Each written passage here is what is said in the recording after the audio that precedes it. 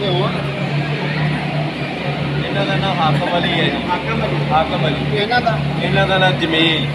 ਤੇ ਕਿੰਨੇ ਅਰਸੇ ਬਾਅਦ ਇਹਨਾਂ ਦਾ ਪਾਰਟੀਸ਼ਨ ਦੇ ਬਾਅਦ ਕਿੱਥੋਂ ਆਏ ਸੀ? ਸਾਲ ਬਾਅਦ ਕਿੰਨੇ ਮਿਲਿਆ ਇਹ 75 ਸਾਲ ਬਾਅਦ। ਫਰੀਦਕੋਟ ਇੱਥੇ ਆ ਗਏ ਸੀ? ਹਾਂਜੀ ਇੱਥੇ ਆਏ। ਅੱਛਾ, ਇਹ ਪਾਕਿਸਤਾਨ ਦੀ ਜਦੋਂ ਵੰਡ ਹੋਈ ਹੈ ਨਾ ਉਹਦੇ ਉਦੋਂ ਇੱਥੇ ਆ ਪਾਕਿਸਤਾਨ ਗਏ।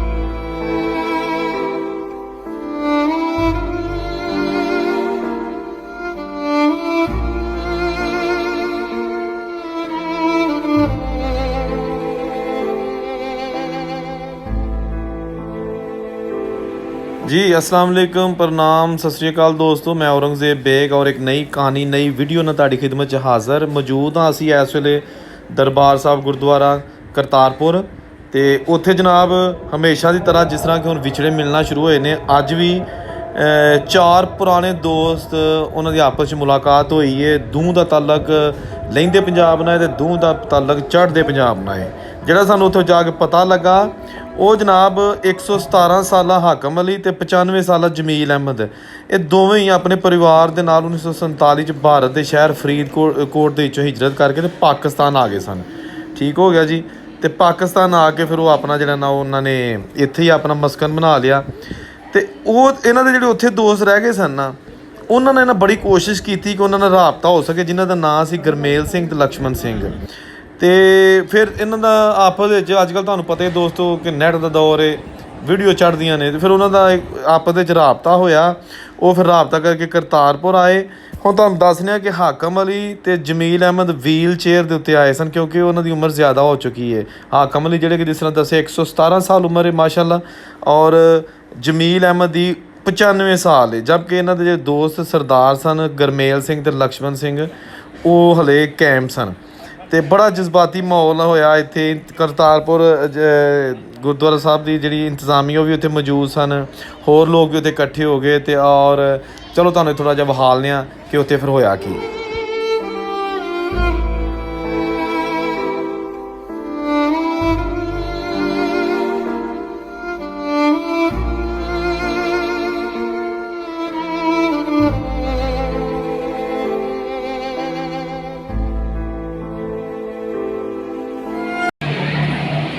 ਇਹਨਾਂ ਦਾ ਨਾਮ ਹਾਕਮ ਅਲੀ ਹੈ ਜੀ। ਹਾਕਮ ਅਲੀ। ਇਹਨਾਂ ਦਾ ਨਾਮ ਜਮੀਲ। ਤੇ ਕਿੰਨੇ ਅਰਸੇ ਬਾਅਦ ਇਹਨਾਂ ਦਾ ਪਾਰਟੀਸ਼ਨ ਦੇ ਬਾਅਦ ਕਿੱਥੋਂ ਆਏ ਸੀ? ਸਾਲ ਬਾਅਦ ਕਿੰਨੇ ਮਿਲਿਆ ਇਹ 75 ਸਾਲ ਬਾਅਦ। ਫਰੀਦਕੋਟ ਇੱਥੇ ਆ ਗਏ ਸੀ? ਹਾਂਜੀ ਇੱਥੇ ਆਏ। ਅੱਛਾ, ਇਹ ਪਾਕਿਸਤਾਨ ਦੀ ਜਦੋਂ ਵੰਡ ਹੋਈ ਹੈ ਨਾ ਉਹਦੇ ਉਦੋਂ ਇੱਥੇ ਆ ਪਾਕਿਸਤਾਨ ਗਏ।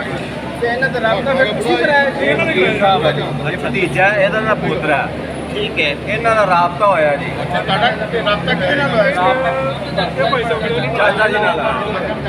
ਤੁਸੀਂ ਆਪਣਾ ਨੰਬਰ ਵੀ ਦੇ ਦੇਣਾ ਮੈਂ, ਤੇ ਤੁਸੀਂ ਵੀ ਨੰਬਰ ਦੇ ਦੇਣਾ, ਲਿਖਾ ਦਿਓ। ਹਾਂਜੀ ਹਾਂਜੀ ਫਿਰ ਤੁਹਾਨੂੰ ਮੀਡੀਆ ਵਾਲੇ ਵੀ ਪੁੱਛਣਗੇ, ਮੀਡੀਆ ਵਾਲੇ ਠੀਕ ਹੈ ਅੱਜ ਜੀ, ਠੀਕ ਹੈ। ਫੋਨ ਕਰਨਗੇ। ਹਾਂਜੀ ਹਾਂਜੀ ਤੇ ਉਹਨਾਂ ਨੂੰ ਦੱਸੋ ਆਪਣੀ ਯਾਦਗਾਰੀ ਜਾਣਕਾਰੀ ਤੁਸੀਂ ਉਹਨਾਂ ਨੂੰ ਦੱਸਣਾ। ਠੀਕ ਹੈ। ਤੁਹਾਨੂੰ ਪਾਕਿਸਤਾਨ ਤੋਂ ਫੋਨ ਆਉਣਗੇ ਤੇ ਤੁਸੀਂ ਦੱਸੋ ਜੀ ਕਿਸ ਤਰ੍ਹਾਂ ਮਿਲਾਪ ਹੋਇਆ ਹੈ। ਹਾਂਜੀ ਹਾਂਜੀ ਤੇ ਉਹਨਾਂ ਨੂੰ ਫਿਰ ਦੱਸਣਾ। ਬਿਲਕੁਲ ਸਹੀ ਇਹ ਬੜੀ ਅੱਛੀ ਗੱਲ ਹੈ। ਅਸੀਂ ਰੋਜ਼ ਕੋਈ ਨਾ ਕੋਈ ਪਰਿਵਾਰ ਇੱਥੇ ਮਿਲਦਾ ਜੀ, ਬਿਲਕੁਲ ਜੀ ਬਿਲਕੁਲ। ਪਰਿਵਾਰ ਮਿਲਦੇ ਨੇ, ਪਿੰਡਾਂ ਵਾਲੇ ਮਿਲਦੇ ਨੇ। 29 ਤਰੀਕ ਨੂੰ ਫੇਰ ਆ ਰਹੇ ਨੇ ਜੀ। ਮੈਨੂੰ ਆਪਣਾ ਨੰਬਰ ਦੇ ਦਿਓ ਜਾਂ ਮੇਰਾ ਲੈ ਲਿਓ, ਅਸੀਂ ਇਕੱਠੇ ਹੀ ਆਵਾਂਗੇ। ਜੀ ਆਏ ਨੇ ਜੀ, ਬਾਰ-ਬਾਰ ਆਓ ਜੀ। ਪਹਿਲੇ ਵੀ ਇੱਕ ਔਰਤ ਵੀ ਮਿਲਾਈ ਸੀ। ਇਹ ਜਾਪਾਂ ਟਾਣੇ ਨੇ ਜੀ ਦੋਵੇਂ। ਇਹਨਾਂ ਦੀ 117 ਸਾਲ ਉਮਰ ਆ, ਉਹਨਾਂ ਦੀ 95 ਸਾਲ।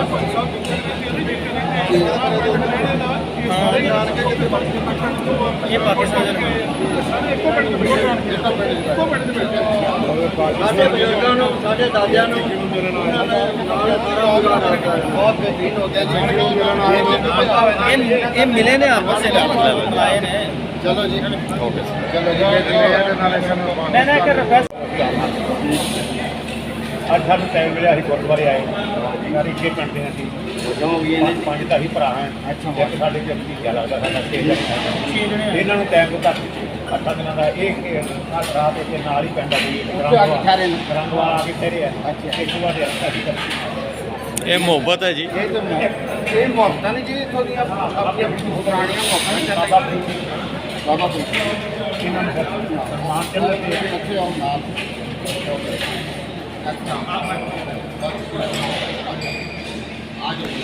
ਪਿਆਰੇ ਦੋਸਤੋ, ਜਿਹੜੇ 1947 'ਚ ਵਿਛੋੜੇ ਪੈ ਗਏ ਉਹਨਾਂ ਦਾ ਤੇ ਕੋਈ ਹਿਸਾਬ ਹੀ ਨਹੀਂ। ਉਹ ਤੇ ਬਹੁਤ ਡਾਢੇ ਸਨ।